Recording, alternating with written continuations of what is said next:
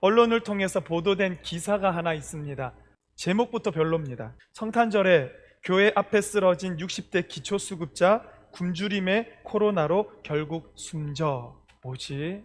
굳이 교회 앞이라고 장소를 얘기했었어야 됐을까? 어느 대로변에서 이런 일이 있었다 쓰기 마련인데 굳이 이 기사에서는 서울 도심의 한 교회라는 것으로도 모자라서 성탄절 날에라고 밝힘으로써 어쩌면 이 기사를 쓴 사람이 완성시키고 싶었던 한 문장 이거 아니었을까? 성탄절에 교회 앞에서 배고픔에 쓰러진 60대 여자가 죽었다, 이 얘기하고 싶은 게 아닐까?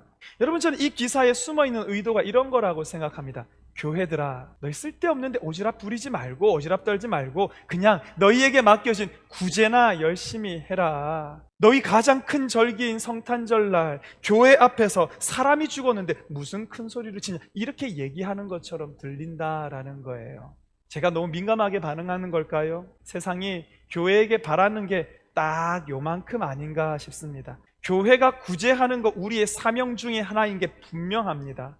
힘들어하는 이가 있다면 그들에게 말로만 아유 잘 먹어야 될 텐데, 아유 따뜻하게 입어야 될 텐데 말로만 하는 것 잘못이라고 분명히 말하고 실제적으로 도움이 되라라고 말씀하시는 것으로 보아서 구제는 교회의 사명이 분명합니다.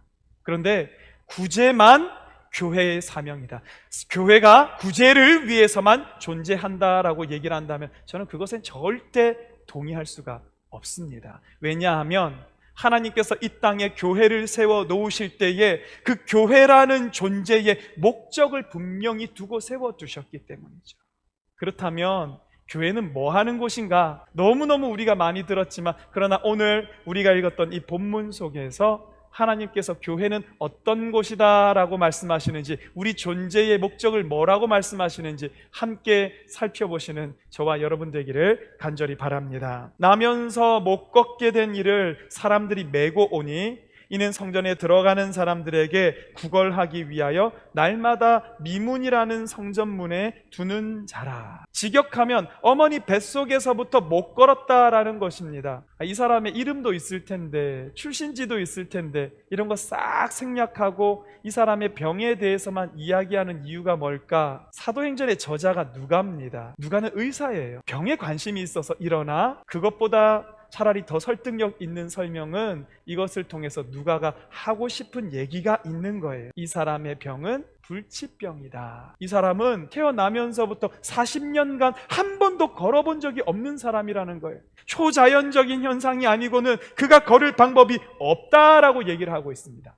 그럼 이 사람은 뭐해서 먹고 사는가? 나와 있죠. 사람들이 날마다 메고 와서 미문이라고 하는 성정문에 두면 거기서 구걸하는 거예요. 그 구걸하는 것으로 먹고 사는 사람입니다. 근데 여러분, 오늘 3장 2절 말씀에서 우리가 눈여겨보아야 할 두 단어가 있습니다. 메고 오니라는 단어, 또 다른 하나는 두는지라라는 단어. 우리말로 보면 특이할 게 없는데 헬라어 문법으로 보면 이게 미완료 과거형이라는 겁니다. 미완료 과거형은 날마다 계속해서 반복되어지는 일들, 오늘도 하고 내일도 하고 마치 습관처럼 계속되는 일을 표현할 때 미완료 과거형으로 쓴다는 거예요. 매일같이 이 사람을 메어다가 성전 미문에다 두었고요, 이 사람은 매일같이 구걸하면서 하루하루를 먹고 살고 있었다라는 것을 보게 되는 겁니다. 그러면서 오늘 설교의 제목을 확인하는 거죠. 날마다 성전문에 두는 자가 날마다 구걸하거늘. 성전이 뭐 하는 곳입니까? 우리에게 생사화 복을 주시는 하나님께서 자기의 이름을 두시마 약속하셨던 곳이 성전입니다. 성전에서 무슨 일이 일어납니까? 이 놀라운 하나님, 전능하신 하나님, 오늘도 이 땅을 다스리시는 하나님을 예배하는 게 일어나는 거고요, 그 임재 가운데 들어가는 곳이 성전입니다.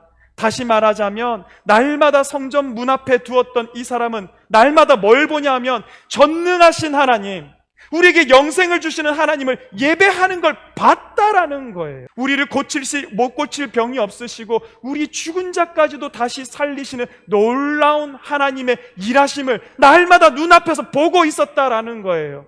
그런데 그 하나님 앞에서 이 사람이 했던 일이라고는 뭐예요? 하나님을 알아차리지 못하고 지나가는 행인들만 본 겁니다. 오늘 성전 앞에서 매일같이 나가면서도 매일같이 구걸하고 있는 이 사람이 저와 여러분들의 모습이 아니냐라는 것입니다. 우리도 성전에 나와요. 우리도 교회 다닙니다. 평생을 이곳에서 예배했습니다. 그럼에도 불구하고 제대로 된 변화 한번 경험해 보지 못하고, 와, 하나님 이렇게 일하시는구나, 이 탄성 한번 경험해 보지 못하고, 그저 아까 말씀드렸던 미완료 과거형처럼 오늘도 습관처럼 계속해서 교회에 나오고, 교회에 나오며 예배의 자리에 앉아있고, 예배의 자리에 앉아서 예배 드리면서는 또 우리가 필요한 것들을 쭉 나열해 놓으면서 하나님 이거나 좀 해주시고 하나님 저거나 해주시고 구걸하고 있는 모습이 저와 여러분들의 모습이 얼마든지 될 수 있더라라는 것입니다. 그러니까 여러분, 교회는요 가난한 사람들 구제하는 곳이 아닙니다. 교회는 구제보다도 더한 것을 해 줄 수 있는 것이고요, 더한 것을 해 주어야만 하는 곳이라고 하나님께서 만들어 놓으신 거예요. 뭘 줄 수 있을까요? 생명. 삶이 망가진 사람에게는 새로운 삶을 주는 겁니다. 여러분, 아파 죽어가는 사람에게는 나음을 주는 것이 교회입니다. 꿈을 주는 것이고요, 희망을 노래하게 하는 것이고요, 하나님 앞에서 비전을 꿈꾸게 하는 것이 교회인 것을 여러분 기억하시기를 간절히 바랍니다. 이 소중한 것들을 오늘 한날의 저녁거리, 오늘 내 배를 채워줄 만한 몇 푼의 동전과 바꾸는 어리석은 사람이 되지 말자라는 거예요. 그럼 어떻게 하면 이 소중한 것이 우리에게 올 수 있는가? 이제 이 일을 할 수 있는 사람은 여러분 보시기에 왼편에 있는 베드로와 요한을 통해서 하나님은 이제 이 일을 일으키시는 겁니다. 저들에 대한 기록은 사도행전 3장 1절, 성전에 올라갈새. 아멘. 그러면 올라갔다는 게 오늘 한 번만 올라간 게 아니라는 거예요. 그들은 매일같이 올라갔던 거예요. 매일같이 성전에 가서, 매일같이 성전에 들어가서 매일같이 하나님께 기도하는 습관이 있었다라는 것을 우리는 볼 수가 있는 겁니다. 이 습관은 어디로부터 시작된 것일까? 누가복음 22장 39절에 예수님 이야기가 나옵니다. 예수께서 나아가사 습관을 따라 감람산에 가심에 제자들도 따라갔더니 뭐하러 가셨을까요? 41절, 그들을 떠나 돌 던질 만큼 가서 무릎을 꿇고 기도하며. 할렐루야. 자기의 습관을 쫓아서 매일같이 홀로 나아가서 기도하시던 예수님, 하나님의 아들이었지만 그러나 하나님 앞에 땀방울이 핏방울이 되기까지 간절히 간구하셨던 예수님의 이 습관이 이제는 예수님 승천하신 후에 베드로에게, 요한에게 전달되어서 그들도 이 습관으로 나아가고 있었다라는 것입니다. 기도하는 사람이 되니까 그들을 통해서 어떤 일이 일어납니까? 사도행전 3장 6절, 다 같이 시작. 베드로가 이르되 은과 금은 내게 없거니와 내게 있는 이것을 내게 주노니 나사렛 예수 그리스도 이름으로 일어나 걸으라 하고. 할렐루야. 여러분, 기도하는 자에게는 이런 일이 일어나는 거예요. 걷지 못하는 문제가 해결되어지는 역사가 일어나더라. 할렐루야. 이 사람이 나음을 입고 나서 걷고 뛰고 찬양하면서 어디로 들어갔더라라고 되어 있냐면 성전으로 들어갔더라. 이 사람도 드디어 하나님 앞에 나아갈 수 있는 사람이 되었더라라는 것입니다. 우리도 오늘 이 문제를 넘어서서 문제의 근원을 해결해 주실 수 있는 전능하신 하나님, 능력 있으신 하나님, 역사하시는 하나님을 만나는 그 자리까지 나아가자라고 우리 하나님 오늘 그것을 우리에게 말씀하고 있다라는 것입니다. 그때 노래하는 거예요. 그는 걸었네, 뛰었네, 찬양했네. 걸었네, 뛰었네, 찬양했네. 곧 나사렛 예수 이름으로 일어나 걸어라. 오늘 하나님께서 여러분들에게 원하시는 것도 일어나 걸으라는 겁니다. 이 교회를 향해서 바라보시면서 초대교회 때에 베풀어 주셨던 놀라운 능력보다 더한 것을 하기 위하여서 우리 교회 가운데 머물고 계신 그 하나님을 만날 때, 그 하나님을 꿈꿀 때 이 세상 걱정이 없어지게 되는 꿈꾸는 저와 여러분 되시기를 간절히 바랍니다.